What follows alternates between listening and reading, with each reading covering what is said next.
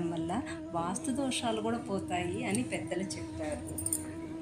బ్రహ్మకమలాన్ని దేవతలకి పూజలో వినియోగిస్తే చాలా అదృష్టము.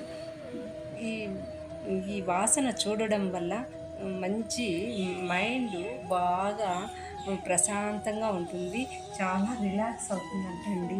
ఈ ధ్యానం చేసేవాళ్ళు బ్రహ్మకమలాన్ని తప్పకుండా పెంచుకోండి. మైండ్ బాగా ప్రశాంతంగా ఉండి మీకు ధ్యానంలో మంచిగా కుదురుతుందన్నమాట, దృష్టి బాగా కుదురుతుంది. ఇది ఈ పుష్పంలో బ్రహ్మ విష్ణు మహేశ్వరులు మనము దేవుణ్ణి ఏదైనా కోరుకుంటే తప్పనిసరిగా కోరికలు నెరవేరుతాయి.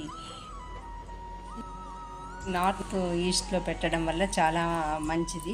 ఈ చెట్టు ఉండడం వల్ల చాలా గుడ్ లక్, కాబట్టి ఈ చెట్టును పెట్టుకోండి, చాలా మంచిది. మీకు ఈ వీడియో నచ్చినట్టయితే లైక్ చేయండి, షేర్ చేయండి, సబ్స్క్రైబ్ చేయండి.